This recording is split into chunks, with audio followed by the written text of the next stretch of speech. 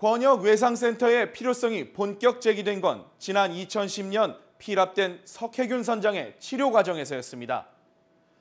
실제 2009년 우리나라의 예방 가능 사망률은 35.2%였습니다. 빠른 시간 안에 적절한 치료를 받았더라면 살 수도 있던 사람이 10명 중 3.5명이라는 겁니다. 이에 비해 일본은 우리나라의 절반인 15% 수준을 매년 유지 중입니다.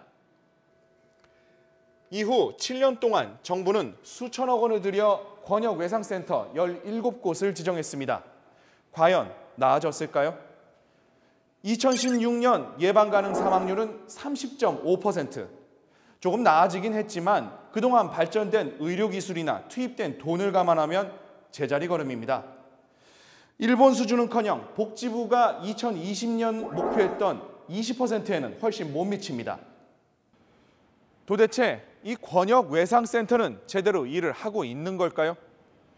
최근 5년간 권역외상센터가 있는 병원이 전출한 외상 환자 수를 살펴봤습니다.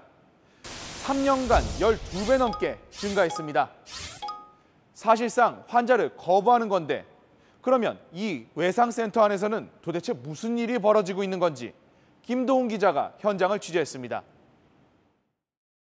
대전 지역 권역외상센터 앞입니다. 대형 교통사고나 추락사고 등 위급한 중증 외상 환자들을 위해 만들어진 곳인데요. 안에는 어떤 환자들이 있는지 들어가서 확인해 보겠습니다.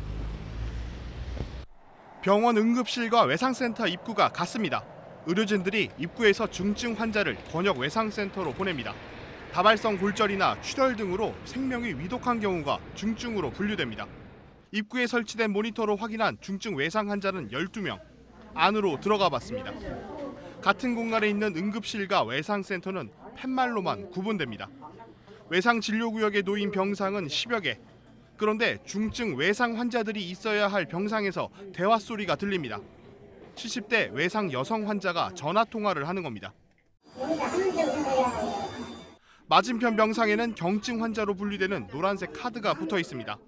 수액 주사를 맞는 아이는 의료진 질문에도 곧바로 반응합니다.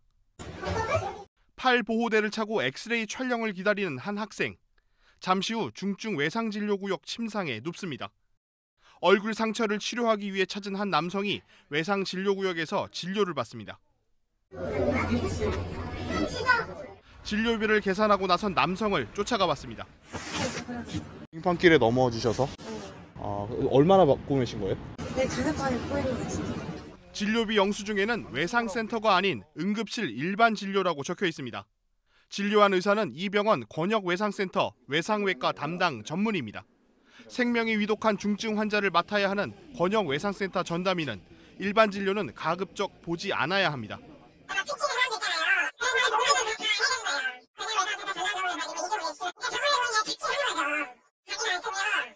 을지대병원 측은 응급의료센터와 외상센터 모두 담당 의료진이 부족해 벌어진 일이라고 해명했습니다. 탐사플러스 김도훈입니다.